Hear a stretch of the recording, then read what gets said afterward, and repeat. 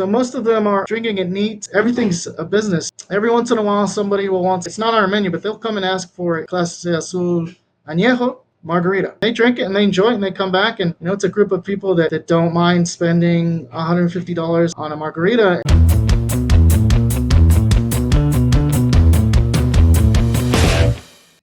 Hello and welcome to the Tequila Business Channel. My name is Adam Fodor. I'll be your host. And today's special guest is Alfonso Leon.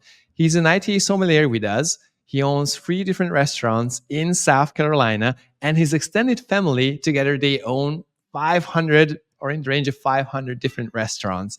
And this is an amazing time that I have. I'm so curious to learn his story. We have Alfonso here. Alfonso, welcome to the show. Gracias, Adam. Thank you for having me on this beautiful show that you started. I'm excited to talk about everything and anything related to tequila. Gracias a ti, Alfonso. And just so you know, we're going to be talking about particularly business. So this is kind of the whole idea for the channel. Of course, I think we could just talk about tequila all day long, a little light note. Yes. But to be fair with you, I started this channel because I really wanted to learn more about what you guys doing. Because I do receive people here. I do tastings for Americans, but it's a very different business from owning a restaurant, for example, or bartending in America, or some of our guests. You will see that I have interviews with people from all over the world. Like we had just with Keegan from South Africa.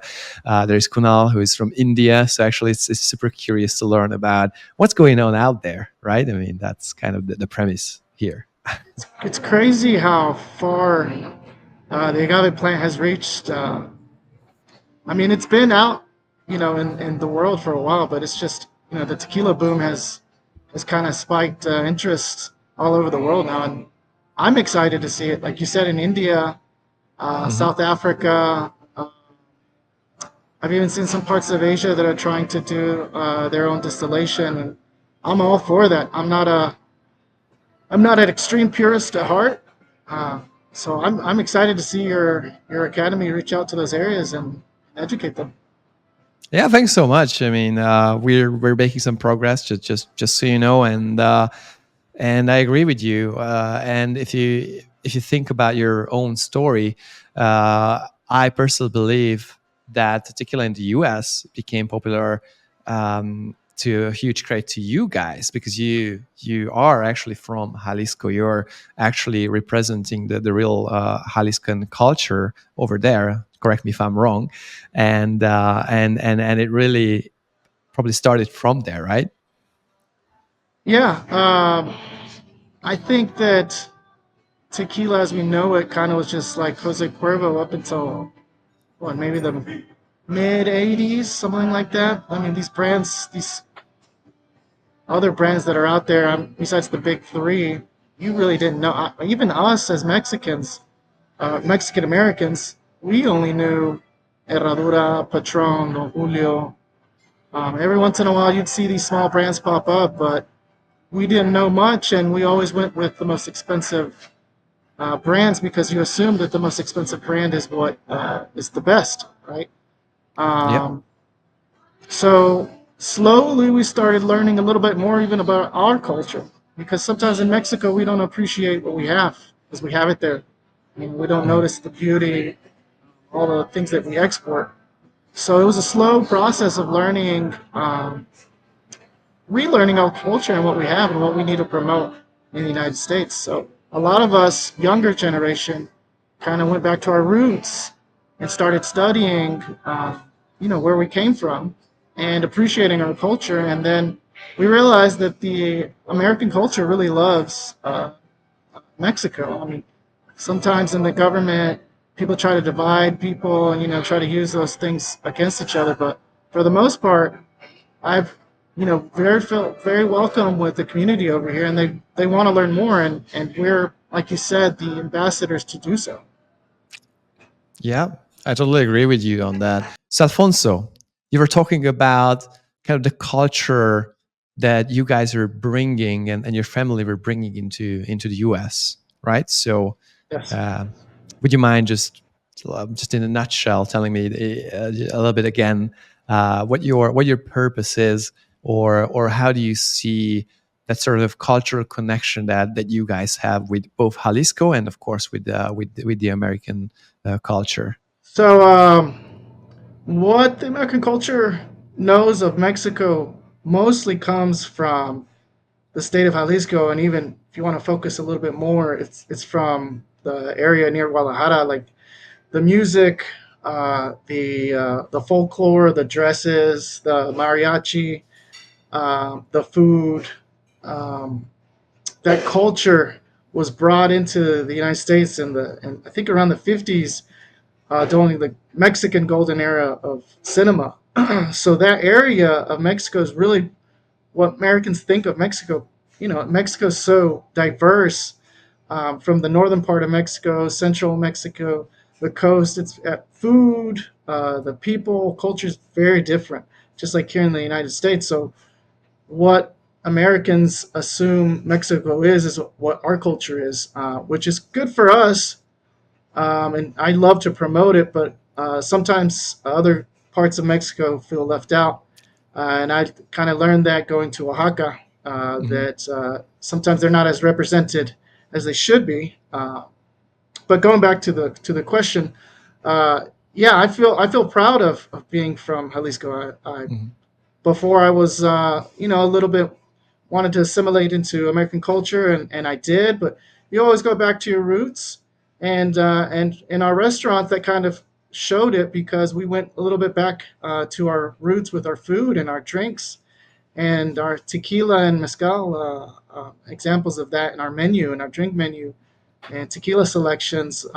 We kind of started branching out into those areas, and uh, what really did it for me was learning more Uh-huh. about my culture.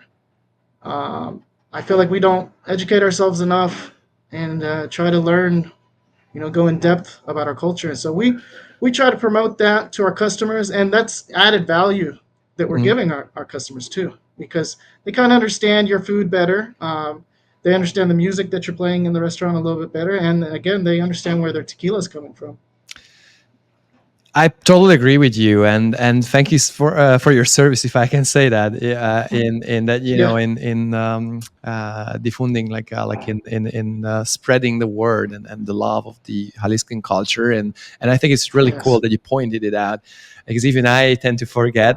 Though I live in Mexico, and I should know it better than to say like, oh, it's Mexican culture. But you're right; it's the Jaliscan culture that, especially you guys, represent, and the Jaliscan culture, of course, with that comes tequila, and of course Oaxaca is a little bit left out. The mezcal consumption is just very much different, and of course it's a very different drink, as in all.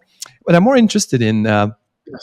in your upbringing, if I may ask, like how old were you when you came to the US, and just what was it like to growing up in a family which is basically it's actually a very famous family, if I may say, or you're part of a famous phenomenon that from San Jose de la Paz. You just Yeah. mentioned it to me earlier that most people literally migrated to the US just to open up restaurants, and you own so many. So how was it like to grow up in a family heritage like that? Yeah, so my parents, both of my parents are from San Jose de la Paz, Hmm. and I was born in Atlanta, Okay. along with all my siblings. They uh, they migrated in the '60s Oh, wow. over here to the United States, um, and the funny thing about that town is that I'm sure it might be 95% of everyone migrated to the United States. And around the late 70s, early 80s, I believe they're two cousins or two brothers, decided to open up two restaurants in Atlanta. And it just spread like wildfire. The Southeast didn't have much Mexican culture at that point. Most of the Mexican food and stuff like that was in the West Coast because it's just closer to Mexico.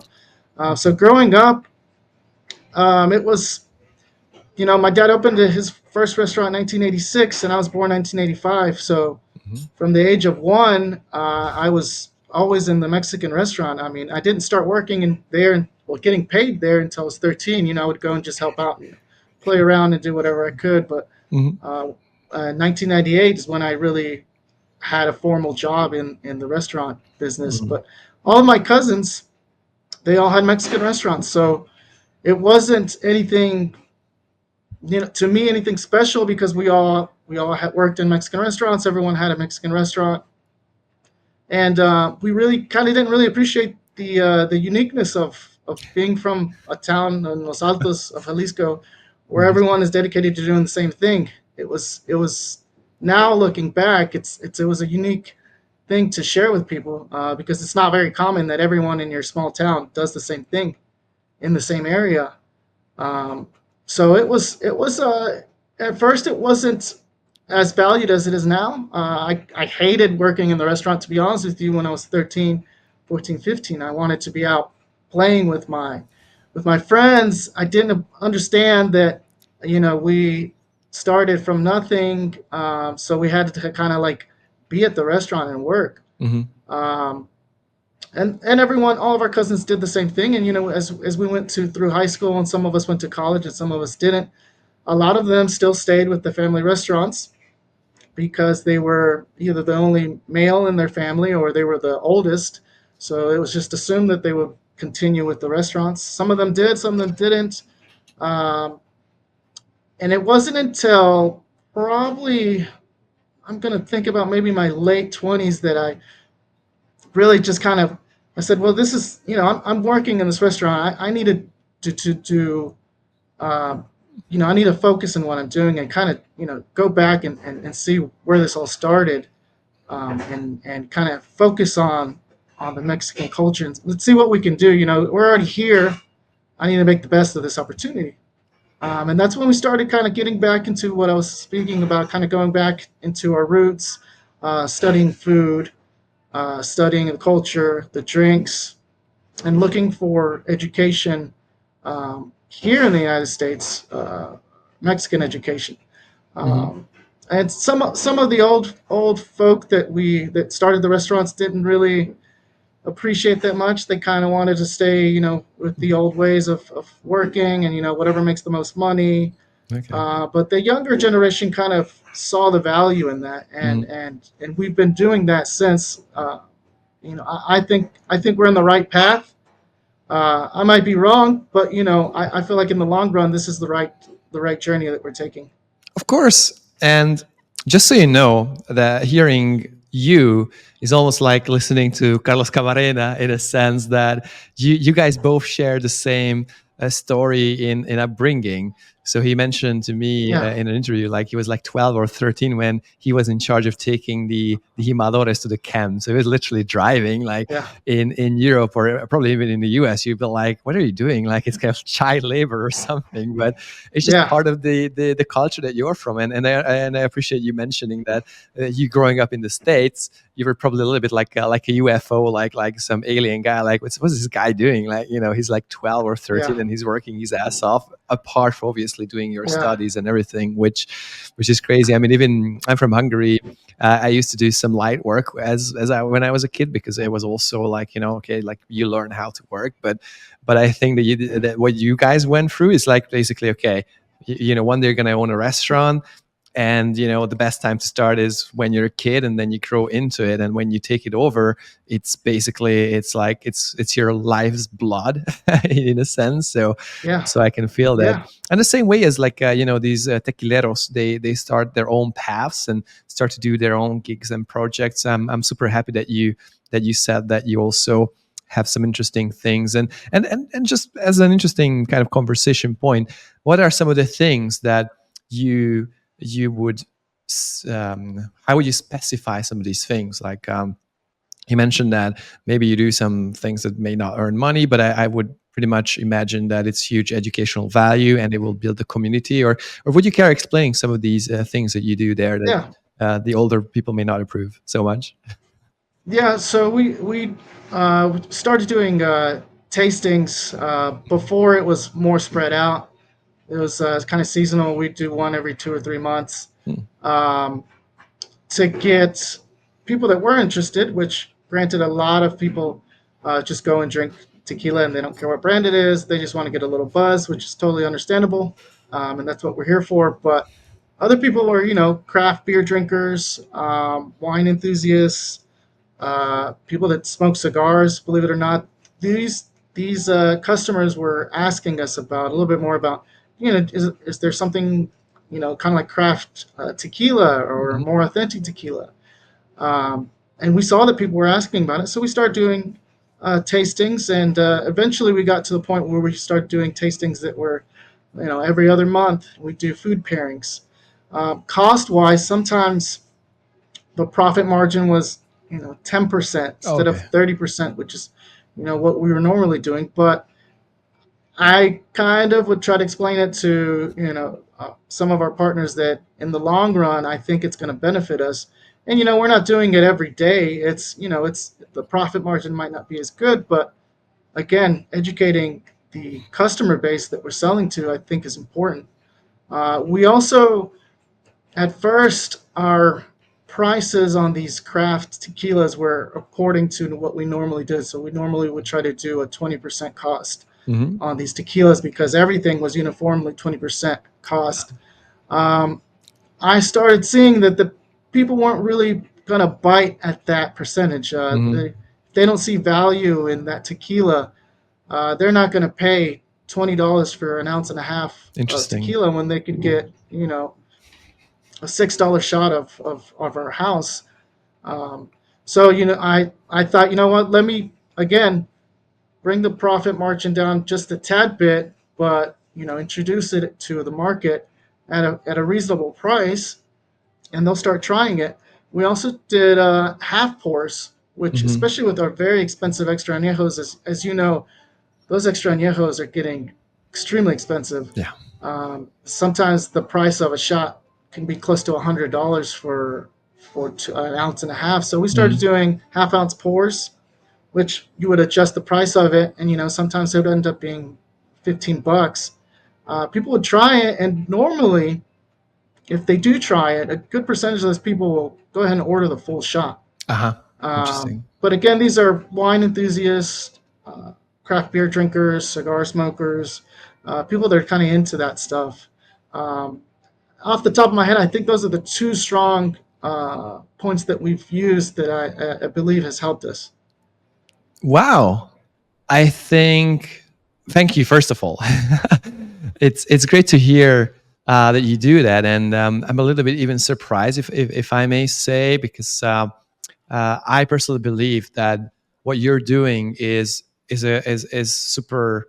How do you say, like a huge boon for these authentic tequila brands, because they don't really have a promotional program per se, the same Yeah. way as like the big brands, because the big brands can even cut their Hmm. margins. They can just say, if you buy my, buy a case, you're gonna get like another case or whatever. They can throw tequila around as if it was just, you're just playing with it.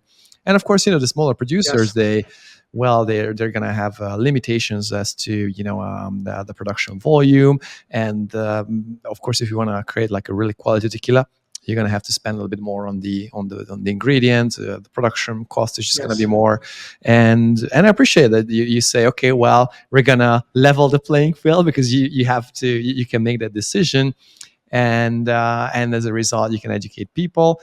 And I just also wanted to add, for those listening, that I personally believe, if I was like a business person, I would say, or as a businessman, I would say that's a great hook as well, what you're doing. So Yes. because you can also address a certain type of customer that will just go to your restaurant because you offer that extra, right? I mean, you can always sell Correct.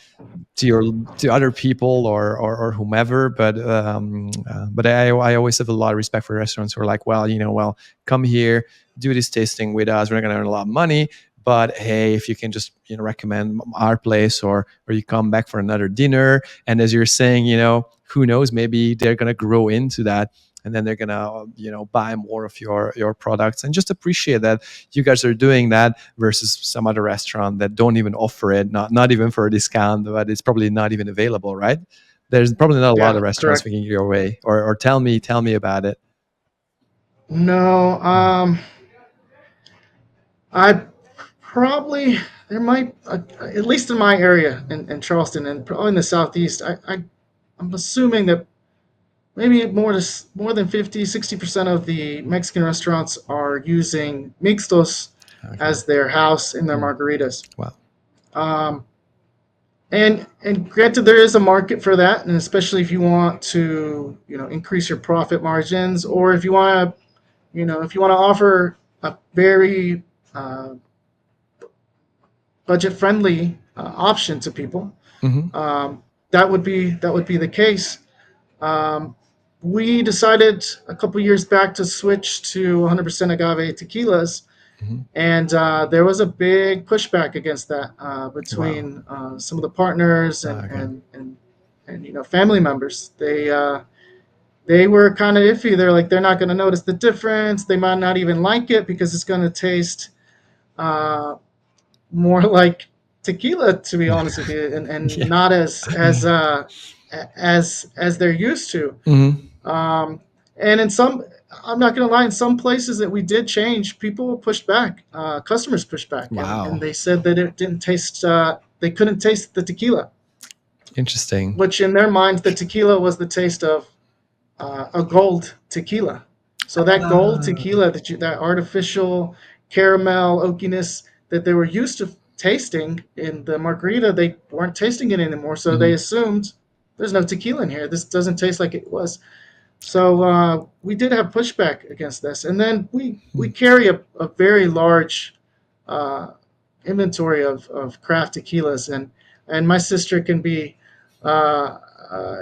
can affirm this, and she says, why do you need all these no name brands of tequila up here? You're not going to sell much of them. I said, no, I might not, but people will always they always come in and they say, I've never seen these brands. Like, Mhm. what are these brands? And that is a talking point. Yeah. They'll go in and just see all these SKUs that I have on top of the bar, and some people will sit there and look up the brand and they're like, oh, well, very interested in it. It's not the top three brands that everyone knows, so it's a talking point. And I slowly, what changes people and our competition is not us going around and telling them, hey, you should switch to this or you should buy this. It's seeing results and them seeing that we're getting new customers and getting a different market in our restaurants, that's slowly changing the minds of old school restaurateurs and customers as well. Just seeing these results, it's a slow long process of changing and educating the customers and the partners. But I think I think it's the right path to take. Um, Yep. and maybe we'll see in 10 years if I'm out of business, then it wasn't it wasn't the No. right choice. Come on. First of all, I don't think you're going to be out of business. I mean, you may be niching down, or you can Yes. always start offering people like what they want, because I don't think you're going to Yep. refuse, right? You're in service No. business. You're like, okay, well, you don't want my 100% agave, and I would even assume that you didn't mention, but you're also probably using more blanco, right? So that's the other thing. They used Yes. to like the Yes. taste of the gold flavor, which is really oaky and caramelly and sweet, and now Correct. you have more agave, more herbal stuff, more vegetable stuff like that, and then they're like, what is Yes. this? Right? And just as an Yes. interesting question, what is the tequila that you use, if you don't mind me sharing, for cocktails? What do you guys use there? So there's right now we started with Milagro tequila. Ah, nice. We Hmm. used it for a bit. The price point was something that we could work with. Hmm. Milagro's price changed. We switched over to Luna Azul. Luna Sola, huh? We did Luna Azul for a bit, and then now we're working with Pueblo Viejo Blanco Ah, Pueblo Viejo. Yeah, I think it's a really with great San choice. Matias. Yes, and I mean I like it. Probably in my opinion, I like the Pueblo Viejo in a margarita Hmm. the best out of those three. Now, Mm. outside of a margarita and maybe in a different cocktail or in a different mix, it might be different. But for us, it worked well with the price and with the flavor profile that we're looking for in margaritas. Nice. I'm happy you said it, and I just want to share with you something that just in recent days I tried the rocks tequila, the Teremana, the Blanco, of course, because I have no interest in any Okay. of the age stuff, because who knows Yeah. what's going on in there. I can taste a blanco and tell Yes. how it's made, but the rest is like whatever. Yeah. And actually, I was surprised by how much agave I got from his blanco tequila. I'm not gonna Yeah. say like it's on the top 10 or whatever, but it's absolutely not bad. And for the price, I understand why you got what you guys have in the states. I'm just surprised, and I'm actually really happy to see that you guys have some options, as you're saying. You even have Pueblo Viejo, so you guys have some good tequila for some good price. Because I understand that in your business, when you have 80-90% of your tequila, I'm just guessing, mixed into cocktails, of course, it is a huge difference. If you, I don't know, you can just throw in Siete Leguas or Tapati or some of those big guys. But you tell me about it. How does it work, you think? Yeah. I've you know. Wishfully wanted to mix some of these craft Mm-hmm. tequilas into like a margarita, and we again when we did the switch to 100% agave, we also switched from using mix like Mm-hmm. a sour mix and lime juice. We switched to an Oh. organic lime juice, agave nectar, and organic orange juice. So we don't buy the mix anymore. We produce it ourselves. And then I wanted to use a craft tequila, and I was using some that were very very pepper forward, very very strong. And when I would make the margarita, I was like, Yeah. it's not. They're not gonna like Okay.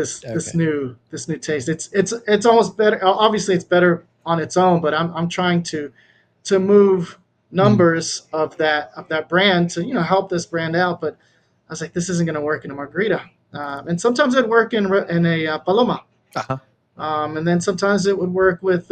We also sold it was a Cascawin uh, Blanco Tona with tonic water and a little bit of bitters, Mhm. and it tasted beautiful. Mm. So you want to use sometimes you want to use what you feel is the best, but it doesn't work out in those cocktails. So it's up to whoever's making the cocktail to kind of play around and figure out what you can use it with, because not every tequila is going to mix well with lime juice. The flavor profile is not going to mix well with lime juice and agave nectar and orange juice. You just kind of have to know how to play with those flavors. Thank you so much. To be honest with you, this is why we have these interviews. I had no idea, right? I mean, but you make perfect sense.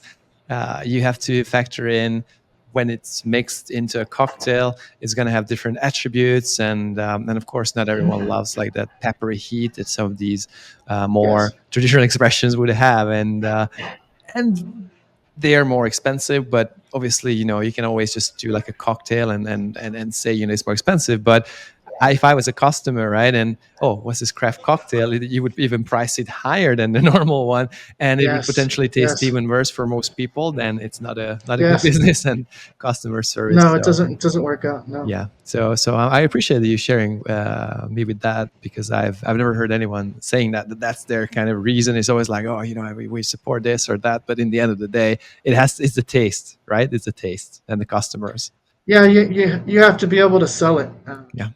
It's everything's a business, and even for those craft tequilas, um, if they make the most, you know, um, Hmm. the most artisanal tequila, and they use, these prehistoric methods of making it, and in the end, it's so potent or the flavor is so intense that nobody can drink it, but 0.5% of the population. Who are you going to sell it to? Uh, and Ex- there is that niche, but are you going to be able to maintain a business, or if it's a hobby, then it doesn't matter because there's no money involved. and It correct me doesn't if I'm matter. wrong, Alfonso, but like that niche probably is very small, because for someone who would be like appreciating that flavor, they would probably just drink it neat, anyways, right? I mean, there's a very Yeah. little Oh yeah. people, right? Yeah. Yeah. So those people that are buying our craft tequilas are uh, not drinking it in cocktails. Yeah. They're asking for it at neat in a glass, and they sip on it. And Mhm. if they try to shoot it, I try to tell them to kind of, as we learned how to do the nose first, then Mm-hmm. sight, and kind of walk them through. Um, and that helps with the price range because you're giving them a little bit of an experience. So Mm-hmm. most of them are drinking it neat. Every once in a while, somebody will want something off the wall, like a. We have a location that sells, believe it or not, ask they. It's not on our menu, but they'll come and ask for a Clase Azul Mm-hmm. Añejo Mm-hmm. margarita. Okay. Uh, so Okay. so we make it for them, and when they first came in and asked Mm-hmm. for it, I said, you know what, I'll make whatever you want with this, but normally you will want to drink this neat and not mix it with anything because of the price. But if you prefer it in a margarita, I can make it like that as well. And they drink it and they enjoy it and they come back, and it's a group of people that don't mind spending $150 on a margarita, and I'm definitely not here to tell them otherwise. Yeah, that's another thing that I think a lot of people don't know about, and this is partially the reason why we have this channel. Because if you go to social media, it's always like, this is the five tequila. That's like, you're a good person if you sell this five tequila, and you're a bad person if you sell this other Yes, 2000, right? And the reality is, or the business is that, well, we have people with different tastes, and if you want to do a good service, you're gonna be, hey, you want this tequila? Well, yeah, I mean, you can have it, and even give them the background as a good, as someone yeah, who's a professional, right? Like, I'm just going to tell you, yeah, it's expensive. It may not be, even the best experience. I mean, you may not feel those nuances, of the yes, class Cecil yes, after you mixed it, and probably, just any añejo would work. And sometimes this is funny to me when some tequilas are actually like cocktail tequilas, and they're like, oh, they just taste it like neat or something. But clearly now, to me, talking to you and to quite a few of our industry friends, it's like you have like the cocktail tequila, more or less, which is, it's commercially available. It's softer, so it's gonna match with whatever flavor you're gonna put it into. And we have the traditional, which of course is gonna have a lot of flavor, and it's gonna be in the way in a sense that you start yes, mixing it. And um, I now understand, for example, in Jalisco, why they literally just use some soda water to actually mix those tequilas, because otherwise you may even just ruin the flavor and the nuances. The same way as you create a gold tequila, basically you just create it for yourself, more or less, right? yeah, That's kind of what's yeah, going on. yeah. There are a lot of cubas that are drunk at in Jalisco and that area, and I'm sure you see how much Cristalinos in that area are. That's the club cocktail. Or everyone that has all the fresas and all the people with money will drink this Cristalino just because it's expensive, Mm. and mix it with club soda like you said, and have it. I thought it was um, interesting that type of tequila has grown so much in Mexico, Mhm. even in Mexico. Interesting. Yeah, I know. Well, I think it's, to be honest with you, to me, it's not very much interesting because it's got everything that you need. Sorry for saying that, but let me just explain why. So, for example, Crystal, a lot of people think like, oh, crystalline is something like crazy or something unique. But if you think about it, the Tequila Norma is actually very interestingly written, and it allows a few things. For example, you can filter whatever you want. So you can make an añejo, extra añejo, or reposado, and then just filter it. And it's going to become white. There is no color statement for aged tequila, so it can be white tequila. Now, what to me is very was important is that, like the how do you say, the solid content of these tequilas, they're regulated at 5 grams per liter. Now, if you age it properly, those solid contents will be filled with the particles of the barrels. But if you filter everything out, you can have a clean slate, and then you can literally make your own gold tequila, as you mentioned, like, whatever you put in there, like all those vanilla aromas, all those, softness, like you can put a lot of glycerin or whatever you want, basically. And then, make a product that's super consistent. And for that sort of consumer that first wants consistency and wants these, how you say, a little bit more like industrial flavors, or a smooth experience, so to speak. These are excellent products if you think about it. And I think Cristalino is the only product where you can literally 100% just do whatever the hell you want if you think about it, because of the weird way the regulation works. Yeah, and the fact that they fig- I'm not sure what the real reason was of Sure. doing a Cristalino. Maybe there was a good reason. Sure. In my opinion, it might have been to figure out a way to charge a little bit more for your product. I As don't know. I don't know. I'm not a producer. I don't know what the reason was. We don't know, and we're not gonna. But if you think about Yeah. it, maybe as they say in the tequila world, you're not gonna waste alcohol. So let's just assume you No. had a bad barrel. It's like, maybe a little bit musky, or it even went down, whatever. You had some problems with whatever añejo or reposado you had, and like, okay, what we're gonna do? Well, you can still filter it and start all over, or you just filter it and just adjust it manually and just put it on the market, and voila. I mean, I'm not saying that. I'm not even suggesting that that's how I started. People do it Yeah. this way, Yeah. right? But definitely, if you think about it, you're right. Like, there's an added value for a lot of people to have a Cristalino, which I mean, they just don't know what it is, I guess, and there's still not a lot. I mean, this is not still like, they still sell more blanco reposados. So obviously, it's a Yes. cool thing, right? Like the same way as I think it's a cool thing to order a margarita from Clase Azul Añejo, right? So I think there's a lot of people Yes. who Yeah. would fall into that consumer demand, right? Like, I want something that no one's doing, or no one's having, and like it's a Yes. little bit controversial, maybe, like, it's an añejo, but it's white color. This is just my Yes. opinion, right?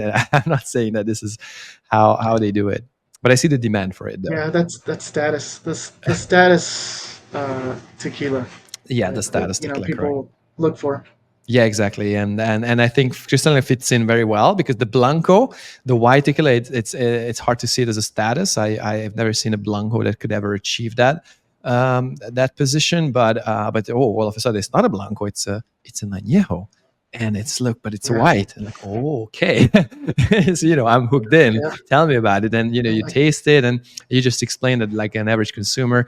I had lots of tastings, and one of my tasting gets out of the whatever thousands just told me really well, like, Adam, I like these tequilas, but I'm gonna tell you something. I don't want fireworks or war in my mouth. What I mean? Like, I just want something easy. Like, I appreciate what you're doing. Something. Yeah, something light, something easy. Yeah. And I'm like, sure, bro. Like, that's Yeah. fine. Not here to tell you. Yeah. Yeah. I get that. Honestly, when I try to veer people in one direction towards a more traditional tequila, I say about 40% of the time it will work. Yeah. The majority of the time, they politely be like, "Oh, yeah, I can see the difference, but I'll stick to what I know." The other 40%, they do like it, or at least they're interested in learning more. They might not might be their palate at the moment, but they are very interested in the process, and slowly it's like, I don't know the first time you tried a beer, but I'm Yeah. sure it wasn't the best tasting thing that you ever had, and people, their palates change. Yes, So, correct. but like you said, it's hard. It's hard getting people to change their mind. But again, I don't feel like it's my job. I like to explain things to people. I like talking to people. At the end of the day, it's not my job to change their mind. If they enjoy what they like, I don't want to be a snob and say that's crazy, or you're dumb, especially because it's a business. I can't do Yeah. that. But in general, it's not my job to force someone to like something. I think like that life is about variety, and there's something for everyone in life. And the journey, I just want to add that, right? Because we all have our journeys. If you think about it, maybe your music selection, like the music you like, has changed. The tequilas that you like has Oh yeah, changed. For example, you mentioned really well, like, the absolutely. first beer we all tried wasn't like a super craft beer. Probably we would be crying, and like we would never touch this beer again if that was our first experience. But Yes. something light, something easy, something probably cheap because we're kids or something. And then that's Yeah. the journey. You start drinking it first probably because it just makes you feel good, and then we grow up and all of a sudden, like, hey, my body cannot tolerate it that much, and maybe we're gonna look for something that's a little bit cleaner, a little bit better. And then you start researching, you start learning about it. Not everyone has a different journey. Yeah. And then suddenly all of at the end of the line, oh, this is it, this is what I want. And if we take away the journey from people that we went through, I don't think that's just even the right thing to do, because then how will they discover the same things as us? We all have different taste buds, we all have different feelings, like, I mean, even just the same tequila, if I drink it now or in 5 minutes or tomorrow, it will taste different. Right? So Yes. Yes. um, depending on what what you appreciate, and it's all a life story basically. And I appreciate that you do the same thing as I am. Like, I'm never going to tell if he feels like it's fireworks now, it's just now. Maybe in 5 years he's going to change his mind, and like, you know what, I appreciate it now because 5 years Yeah. has passed and a lot of things happened in my life. I've tried some wines, I've tried some other stuff, and now I know this is a deal. And this guy told me 5 years ago, and if it's never gonna happen, it's the same as in music. If I don't know, I like some of the rock music, and someone's like, I don't like that. I like some, house or techno. To me, that's I can't even bear it because it's too it's there's no non-human elements to it. But I'm not gonna go out like that Yes. shit and you should just stop even playing, because Yeah. if that's Yeah. what makes you feel better, Yeah. like, sure, do it, bro. Like, it's awesome. Hmm. It always adds something. And there was always like these fusions, some musicians trying to do that sort of music, which, by the way, I kind of enjoy that. So just, yeah. Yeah. I love this. No, I agree. I agree. I like how you put it. That it is a Mm. journey that, I mean, we all go through with tequila or mezcal, and even food. Yeah. Food is the same way. You don't always uh, like everything at certain ages, and you kind of start learning stuff and start appreciating different tastes that when you're a kid you couldn't stand. Yeah. And just relating to the food, Alfonso, how can you do you think, because I'm pretty sure that you know the real authentic Jaliscan food, Hmm. and in Hmm. South Carolina, can you replicate that experience? Because I'm pretty sure that that's part of what you guys would want to do that, and what do you do to do it? Or tell me about it, if you will. If you wanted to replicate it Hmm. 1-to-1, Hmm. uh, with going back to raw material, I think it would be almost impossible. Okay. Um, because the meats uh, in the United States, we're very strict with our meats, what we put in the meats. Sometimes we're very strict, and even though in the United States there's these outbreaks of stuff, but that's another story. But in Hmm. Mexico, the regulations are different. The cows are different. What they're fed is different. Hmm. Um, so we would have to somehow figure out a way to get the meats from Mexico, Wow. which I'm sure you could. The cost would probably be very high. The spices, even if and we get the same spices, Hmm. but we buy them here, they're still not. They still don't taste the same as in Mexico. For whatever reason, there's different varieties of the same spice, and if they're getting it from a different part of the United States, let's say California or Florida, it's not going to taste the same as if I got it in Los Altos. Granted, there might be a difference between that same spice in Guadalajara than there is in Los Altos. Um, so that as well, the tortilla, which is the base of Mexican food, the tortilla, that can vary immensely. I recently got into masa, which is Hmm. what we make the tortilla from. I read a book called Masa, Hmm. and I started geeking out about masa, about corn and nixtamal, and how to produce different types of tortillas with different types of corns.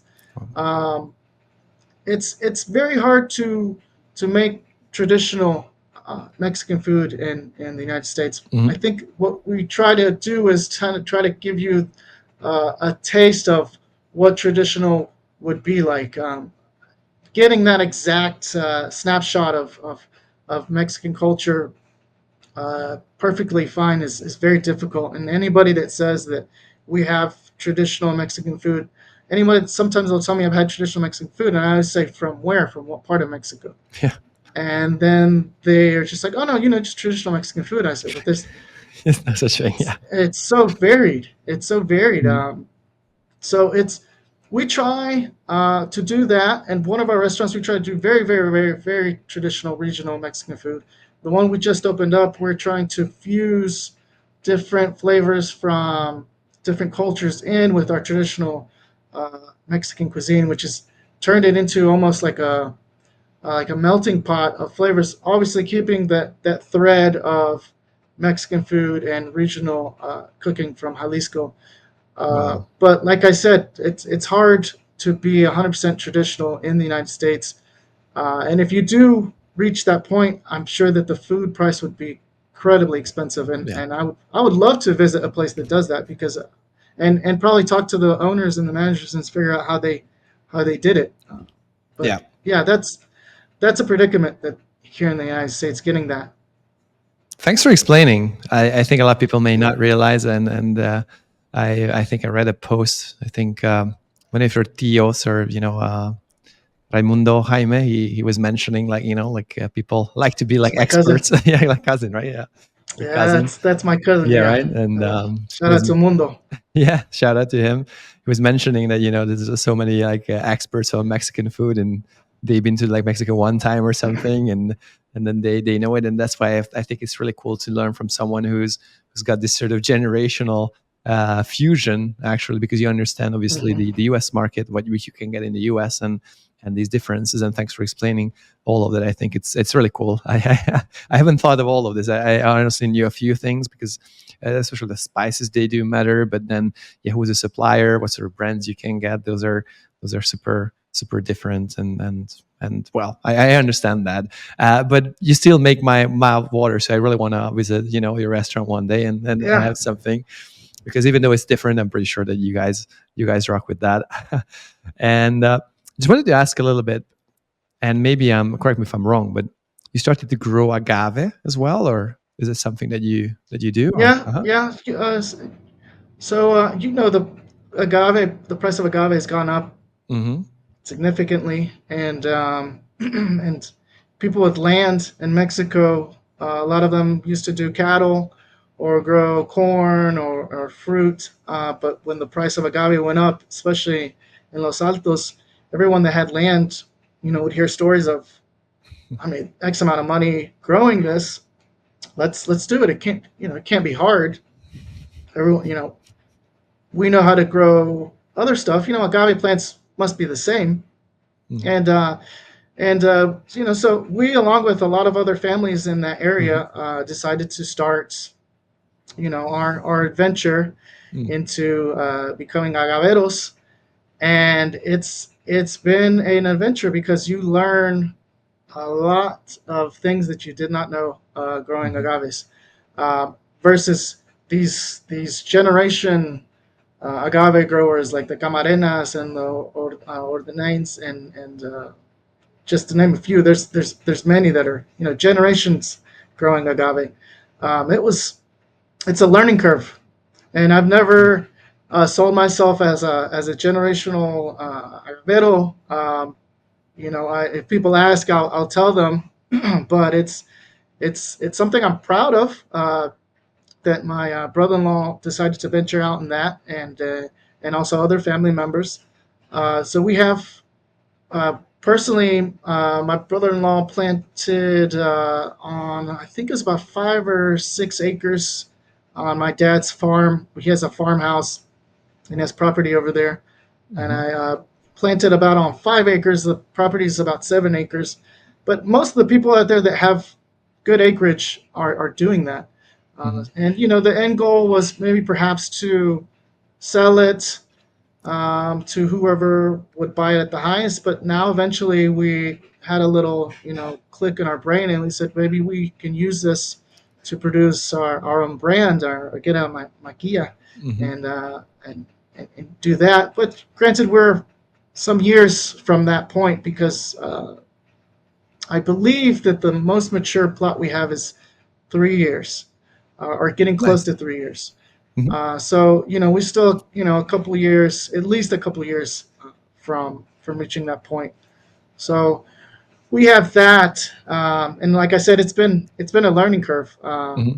and it makes me respect those families that've been doing it for generations through the early 2000s when they had Las Plagas, and it wiped out all of those agaves, and then the frosting that happened around the same time that wiped out all those agaves. I can't imagine investing so much money and then it just being gone. And then that being your main source of income. That isn't our main source of income. That is just a venture that we tried out. Mhm. But I could feel the frustration of imagining that that's your main source of income and it just getting wiped out. Uh, it's it's something to think about, venturing out into that business. I'm glad that we've done that and we still have a little bit of of time to learn more. And then we're going to venture into that next phase of the tequila production, of harvesting it and then selling it to someone Nice. and then having it produced. And then there's all the other side of that market, which is exporting it, and then getting it distributed into the United States and then into liquor stores. And then it's a long journey to get that agave plant into the bottle and then us enjoying it. So I always tell people it takes years for you to get that little shot of tequila. So if you want to sip it, you're just think about all the people who had to go through for you to enjoy that tequila. 100%. I couldn't have said it more. Thanks so much, Alfonso, for that, Yeah, and I appreciate you being in that. I know it's not gonna be easy, but it's great to have yeah, that appreciation, as you're saying. When you do something like that, people always just I think have this idea that things are so easy, right? Because it looks so easy.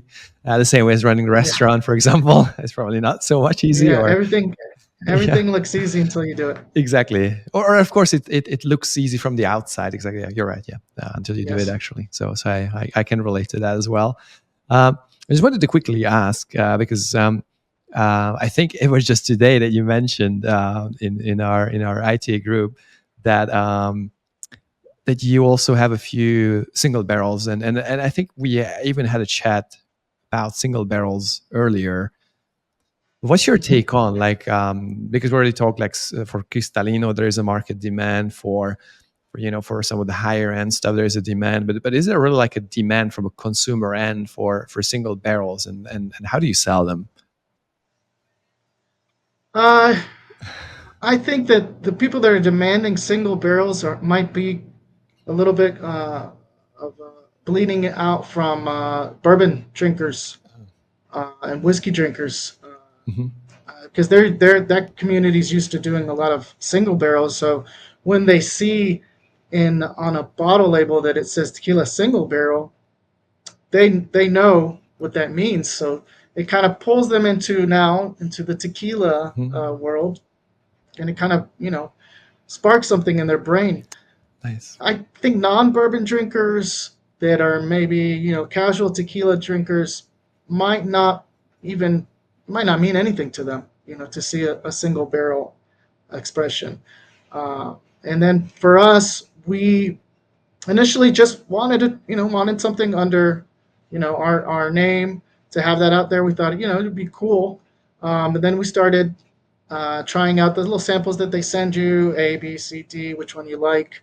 And when we first did that, a lot of them were choosing um, aged repos that were good with like cubas, which is like just a cocktail of Mexico that you put a little bit of club soda and what they liked.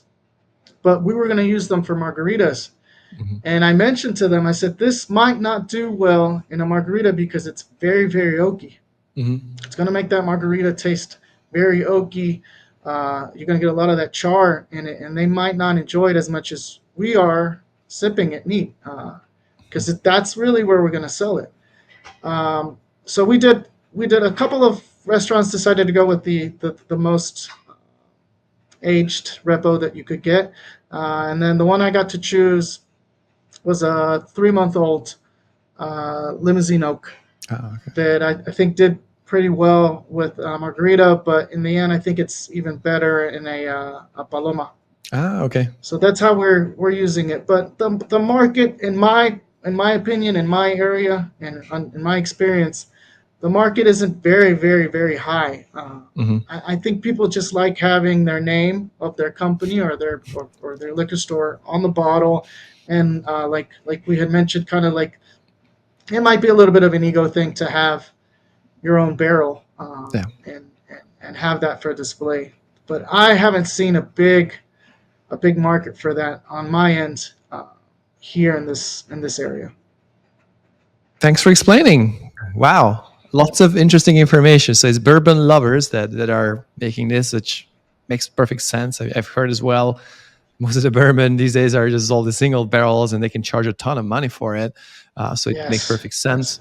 And it talks to those kind of people. And then for an average consumer, it's like whatever, And to be honest, tell me if I'm wrong, but quite a few restaurants they're just going to put the single barrels into like a cocktail or something, right? Which kind of beats the yeah, purpose, doesn't it? I yeah, mean, yeah, yeah, yeah. so But when they're stuck with 150 bottles, yeah, you better find a way to sell it, and yeah, because if not, you're going to sit on 150 bottles for a year or two.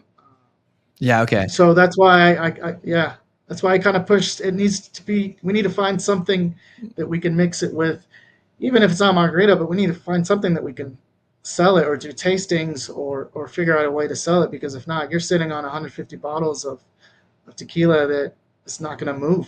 yeah.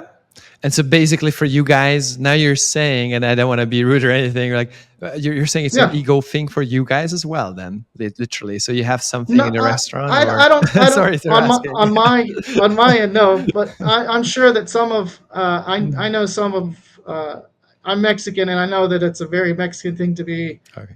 machista and macho, and this is mine, and my name Yeah. is, and my last name is very important. Mm. So I'm sure that there's some people that decided to do that because of that, Mm-hmm.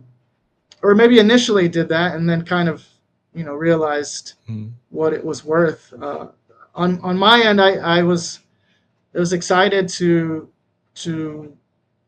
have a single barrel Mm-hmm. because I used to drink bourbons like that. So to me, there was value Okay. in it, and that's how I kind of hook people that are drinking Mm-hmm. bourbons. If I see them drinking bourbon at the bar, I Mm-hmm. will kind of be like, "Hey, so I noticed you like bourbons. Let me introduce you to this Mm-hmm. extra añejo that you'll find some notes that are very similar to that because it picked up so much of the barrel that was actually used for a bourbon." So that's how I kind of use that to my advantage of seeing what you have and kind of skewing it into what you can offer, and doing that. Same thing with craft beer drinkers. There's some Mm-hmm. craft beer drinkers that you sell them the storing and the production process, and they're on it. Yeah, 100%. I know that from my tastings, by the way, if they're like craft beer Yeah. drinkers or they really are into wine, for example, they really know good wine. Yeah. Because to be fair, I don't think most people, especially in America, and I'm sorry, I don't mean to be rude or anything, but most people have No, no no, idea I, about the I agree. wine world or the craft beer world. But if Hmm. they do, they actually are looking for these because their palates already are on it. And thanks for explaining because you cleared it up for you. It wasn't an ego game. You're a bourbon guy. That's what you're saying, and you Yeah. know that you can target these bourbon people who come to your restaurant and then sell it Yes. as that. Okay, that explains. Yeah. Yeah. Okay. Yeah. Cool. Cool. And so you sell out all the time. How easy it for you to sell it like that? You think? We are the first barrel that we got. Mhm. For one of the restaurants is completely gone. Oh wow. Okay. And it was a Herradura double barrel. Hmm. That wasn't a single barrel, but it was a double barrel, and we were Hmm. finished with that one. And now we have a Patron barrel that we're Hmm.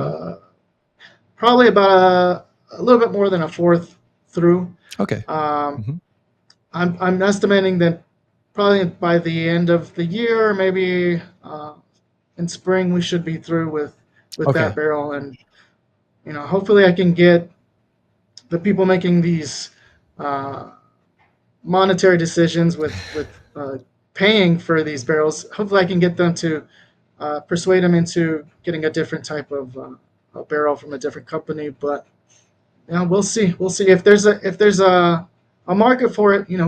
We'll do that. But that's my job, I guess, is to make that market Yeah. to get people on that train. Okay, yeah, thanks for explaining. It explains a Yeah. lot. And just even that you really don't mind for the barrel to be, sort of like the stock to be staying there for a little bit, because you know exactly that Yeah. high spring is going to be gone, and that's good. Okay, that's cool. Yeah. Yeah. Okay, so thank you. And what I wanted Yeah. to ask as well is that I ask everyone, and I already kind of have a good idea about what you're going to say, because you mentioned the education several times. And this is my question I ask Yes. everyone that I do interview with: is on a scale of 10, how much would you rate the importance of consumer education? For me, in my particular restaurants, it's a 10 because I don't think I could sell any of these craft tequilas if I don't explain it. I'm Mhm. almost 100% sure that if I don't mention it to anybody and they stay on the bar, I don't think it's going to get sold. Uh-huh. Like I said, there might be a good 10% of the people that I meet will come in already knowing um, about Cascawin or Yeah, Peralta or G4 or Tesoro or any of these brands. They yeah. just see it and let me get one of the big three. Hmm. So I think in my instance, to the consumer and also to the bartenders and your server and your management, if they aren't informed and they aren't educated, they're not going to sell it. So it's Yeah. not only just the owner that needs to know what's in their restaurant, but it's your lower level sellers that need to know as well, because bottom line, your server is the on the front line of that sale. And if they don't know, they don't have to be fluent in all those tequilas, but they have to know a little bit Hmm. about the production process a little bit, just to be able to quickly sell that, because you're not going to have a lot of time to sit there and explain, a 30-minute explanation Fair on this enough. tequila. So just something to kind of Hmm. kind of sell them a little bit onto it. But yeah, it's to me it's very important, and I'm a geek. I can geek out about anything. I sometimes I'll spend a week or two trying to learn about retro TVs. I'm not sure what it is, but I love learning about everything. So Good. to me, in that particular what you're saying, to me it's very important. But that's just in my opinion, in my area. Hopefully people see the value in it and educating themselves. And if I may ask, and probably this is my last question. I hope I'm not like intruding Yeah. your your No, no, work. no, no. You're fine. Um, how do you go about educating these people, like your staff? Are they interested, or they're like, I mean, how would you motivate even them to learn about tequila? That's a good question. You have your employees that are gonna be inquisitive and ask you about certain brands, and those employees will be easy to train because they'll ask for it, and then you can train them. For me, when we hire new employees, we have a couple videos that we show on the production process, and that's just part of the training. Um, they're not long videos; they're like 15-minute videos. We learned that anything over 15, 10 minutes, people are going to zone out, and then they're not going to learn anything. So we do some 15-minute clips. To our managers, obligated, they have to get at least a level one with the academy. Just that's just something that we do. If you want to be a manager, you need to have at least level one, so that you can kind of train your staff. And then the bartenders, we offer free. We'll pay for their training to get a level one if they're interested. If you're a bar manager, that is also it's an obligation to get level one training. So that's how we have used the program with us. But you know, there's going to be employees that don't care, and that they're Uh-huh. just there to make Of to course. make an earning. And granted, I understand that Hmm. it's a job, and I'm not going to stop them from making money. I'm not going to force them to learn, but I will offer that to them. And again, I think it's important. And yeah, it's a great program you got, and That's it's a great program. sure, surely. And just so to ask, so the level one from the International Tequila Academy program, or what are they obligated to do, or Yes, but, yes, oh, from the wow. international, yeah, In that sense, yeah, thank you for your and it's support. a Just yeah, quickly wanna it's a mention. level one, but it really explains a lot to be a level one. To Mhm. be honest with you, and it's gonna spark something in your mind to learn more Mhm. about it. I guarantee it. All right. Thanks a lot, Alfonso. I mean, it was a great pleasure for me to have you here on the show. And I've learned a lot, to be honest with you. This is why I do it. Is I'm a selfish guy. I want to learn as well. Yeah, So thank you so much yeah. for the wisdom. Likewise, and I could probably sit here and talk to you about stuff for Oh yeah, hours. But that's yeah, true. yeah. But I appreciate you guys having me on, and best of luck with the podcast. And I'll try to share the word. Thanks so much. Well, thanks for contributing. And for all of those you guys listening to us, this is the Tequila Business Channel. Here I had Alfonso Leon from South Carolina, a wonderful Nice. person, super knowledgeable, running several restaurants, and just have this unique appreciation of the Mexican culture and his own heritage. And stay tuned. We're going to come out with more episodes of this. Cheers. Thanks for listening. Cheers.